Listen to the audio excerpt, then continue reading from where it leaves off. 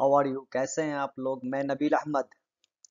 आज फिर से मैं एक टॉपिक पे हम लोग बात कर रहे हैं और हम लोग यहाँ पे सीखेंगे और जानेंगे कि आर्क फ्लैश के बारे में। आर्क फ्लैश कहाँ होता है। हम स्पेशली आर्क फ्लैश के बारे में नहीं यहाँ पे बात कर रहे हैं, मगर जहाँ आर्क फ्लैश होता है जैसे कि सब स्टेशन हो गया, पावर ग्रिड हो गया, या और भी किसी भी इंडस्ट्रीज में, पावर प्लांट में हो गया, वहाँ पे जब ऑथराइज इलेक्ट्रिशियन, कोई भी स्किल इलेक्ट्रिशियन, कॉम्पिटेंट पर्सन जब रैक आउट या रैक इन करते हैं सर्किट ब्रेकर का, तो क्या वहाँ पे आर्क फ्लैश होता है। और आर्क फ्लैश होता है तो उससे क्या हम सेफ्टी मेजर ले सकते हैं, और उससे पहले प्रोएक्टिव क्या होगा, उसका सीक्वेंस क्या होगा जो हमको कंसीडर करना चाहिए।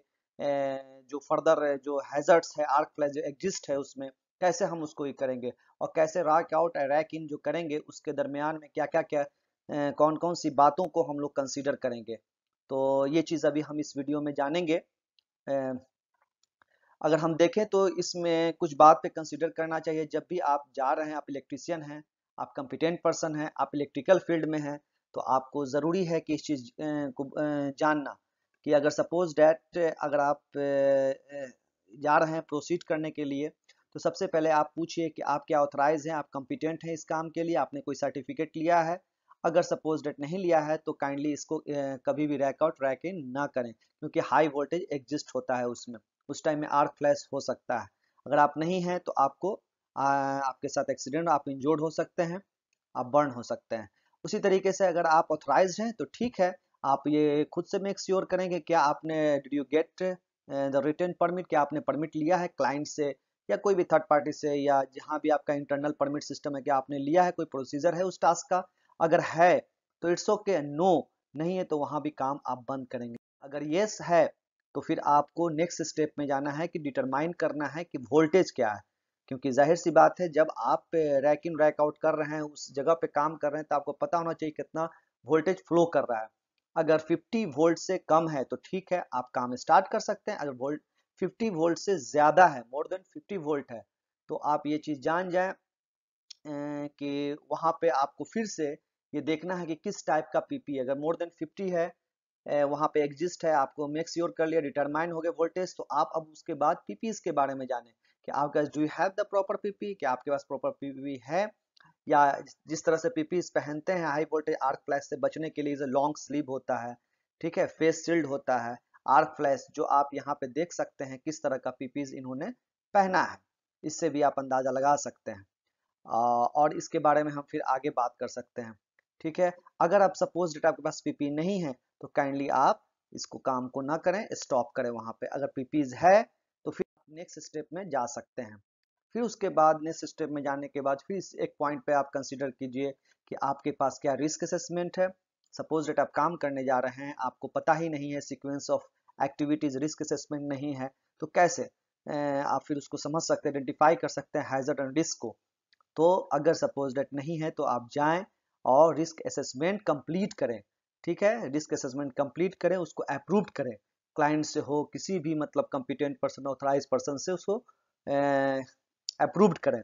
अप्रूव्ड करने के बाद ही फिर काम स्टार्ट करें। अगर आपके पास रिस्क असेसमेंट है तो आप रिस्क असेसमेंट है तो आप काम स्टार्ट कर सकते हैं, या आपके पास रिस्क असेसमेंट नहीं है तो पहले आप बनाएंगे, उसके बाद फिर आप वहां पे जाएंगे और चेक करेंगे कि क्या वहां पे लेबल है कि नहीं। जब भी आप पैनल्स देखेंगे, जो सर्किट ब्रेकर का पैनल्स होता है, पैनल्स के ऊपर में टोटल डिटेल्स होता है, तो वहां पे एक लेवल होगा कि क्या आपका मतलब क्या क्लियरेंस लेवल होने चाहिए, क्या आपका आर्क फ्लैश का लेवल होना चाहिए, हैजर्ड्स होने चाहिए। जिस तरह से आप देख सकते हैं, अगर सपोज डेट है ये आर्क फ्लैश का लेवल या सब कुछ, तो आप मतलब उस फॉलो कर सकते हैं इंस्ट्रक्शन स्टेप बाय स्टेप, और फिर आप करेक्ट पीपीज पहन के फिर आप काम कर सकते हैं।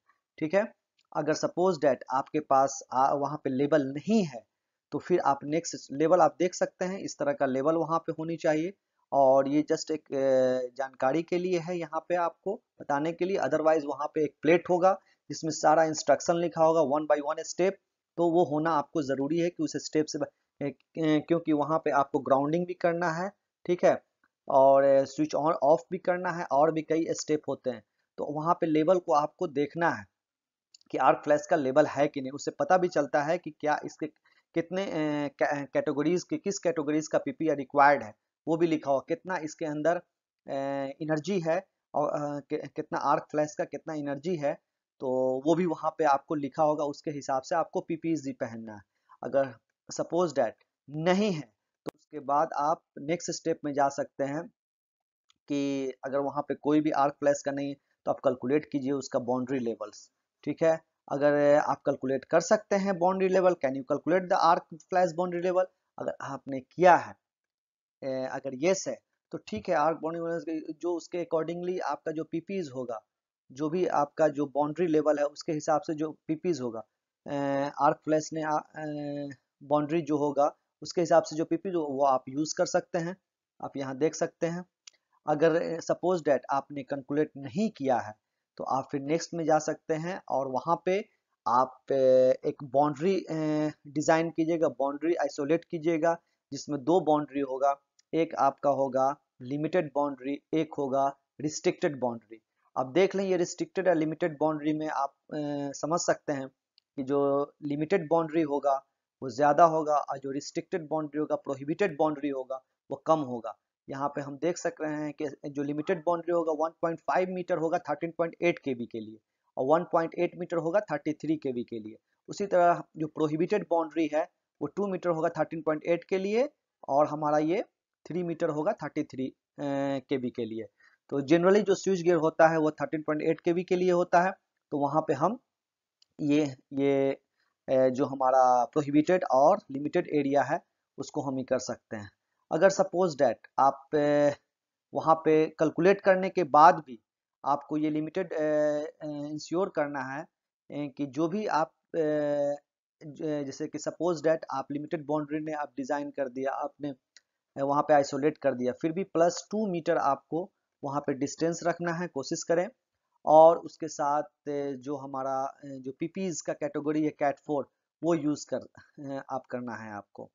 और अगर आप फ्लैश बॉन्ड कैलकुलेट कर लिए हैं, आर्क फ्लैश बाउंड्री और करेक्ट पीपीज यूज़ कर लिए हैं, limited boundary, prohibited boundary, total चीज़ आपने वहाँ पे मतलब प्रोवाइड किया है, मेक श्योर किया है, तो फिर आप आगे फर्दर आपको ये चेक करना है कि क्या ये जो एक्टिविटीज़ है, क्या ये एक्टिविटीज़ क्या लाइव वर्क पे है। अगर सपोज डेट लाइव वर्क पे है तो आपको फिर से नेक्स्ट स्टेप लेना है, चेक करना है कि अगर लाइव वर्क पे है तो आप यहाँ देख सकते हैं कि आपको ये चेक करना है। पहले तो परमिट की बात थी, अभी यहाँ पे है कि आपको रिक्वायर्ड हो जाएगा इनर्जाइज वर्क परमिट के लिए। अगर आपके पास इनर्जाइज वर्क परमिट है तो फिर आप ये जो भी ग्लव्स है, इंसुलेटेड ग्लव्स है, अब एप्रॉन्स है या फेस शील्ड है, जो भी है whatever's the correct PP as per the energy, आप वहाँ पे कैट 1, कैट 2, कैट 3, कैट 4 कोई भी आप यूज़ कर सकते हैं। ये NF स्टैंडर्ड भी है, ओसा भी स्टैंडर्ड है, दोनों में डिफाइन किया गया है पीपीज के बारे में स्पेशली। अगर सपोज डैट अगर आप लाइव वर्क पे काम नहीं कर रहे हैं तो भी आपको ये इंश्योर करना है कि क्या सर्किट वहाँ पे वो टेस्टेड है, वहाँ पे आपका जो भी सर्किट आ रहा है वो डेड है। ये सारा मतलब आपको मेक श्योर करना है। इफ आप नहीं कर सकते हैं तो स्टॉप करना है वर्क। अगर है तो फिर आप आगे कैरी आउट कर सकते हैं, जैसा कि आप यहाँ देख सकते हैं। और यहाँ पे आप नेक्स्ट देखें कि सपोज डैट आपने अगर लाइव वर्क पे नहीं काम कर रहे हैं तो फिर आप मेक श्योर नहीं किए हैं, ठीक है, कि सर्किट डेड हो गया है आपका ऑलरेडी या टेस्टेड हो गया है। अगर आप इसको मेक श्योर नहीं किए हैं तो फिर तो भी आपको फर्दर एक्टिविटीज नहीं करना है, रैकआउट रैक स्टॉप करना है। और जितने भी एवब जितने भी डिस्क्राइब किया गया है, बताया गया है जो डायग्राम में एवब, वो आपको फिर से गो थ्रू होना है, प्रिकॉशन लेना है। अगर आप टोटल यहाँ पे देख सकते हैं ये जो ये रूट है, इससे आप जो भी काम करेंगे उस टोटल आपको आके फर्दर यहाँ पे आना ही पड़ेगा। उसके बाद ही आप मतलब अपना नेक्स्ट एक्टिविटीज आप स्टार्ट कर सकते हैं। अगर आपके पास इनर्जाइज परमिट नहीं है तो भी आपको बंद करना है, आपके पास प्रॉपर पीपीज नहीं है तो भी आपको ये बंद करना है। आप देख सकते हैं अगर आपके पास अगर टोटल पीपीज आपके पास एनर्जाइज परमिट भी है, अगर आपने लाइव वर्क पे काम कर रहे हैं एनर्जाइज परमिट भी है, ग्लव्स भी है एज पर स्टैंडर्ड, तो भी आपको ये श्योर करना है कि कुछ ऐसे सर्किट हैं क्या उसको क्लोज करना है, तो वो भी मेक श्योर करना है। अगर ये सब करने के बाद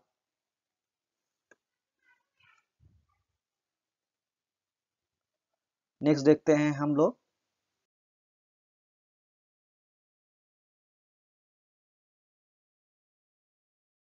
करने के बाद ही फिर काम करेंगे। अगर टोटल होने के बाद जिस तरह से हमने डायग्राम बताया जस्ट पिछले स्लाइड में, कि अगर आपका इनर्जाइज परमिट आपने ले लिया है और आपने टोटल प्रॉपर पीपीज पहन लिया है और आप मेक श्योर कर लिए हैं कुछ ऐसे सर्किट है जो आइसोलेटेड हैं, जो टेस्टेड हैं, तो फिर आप अपना जो भी आप रैक आउट रैक इन आप प्रोसीड कर सकते हैं। तो अब एक इसमें एक चीज़ बहुत है कि जब मैं एक प्रैक्टिकली बता दूं कि जब भी आप रैक और ट्रैक इन करते हैं तो कभी भी फ्रंट पे आप स्टैंड ना हो, हमेशा साइड से करें, कोशिश करें साइड से। अब पीपी इज द मस्ट है।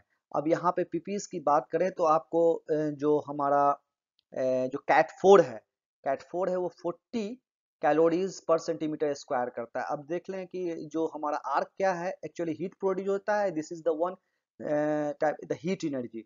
ये हीट एनर्जी है जिसको हम जूल में भी नापते हैं, जूल पर सेंटीमीटर स्क्वायर कह सकते हैं, कैलोरीज सेंटीमीटर।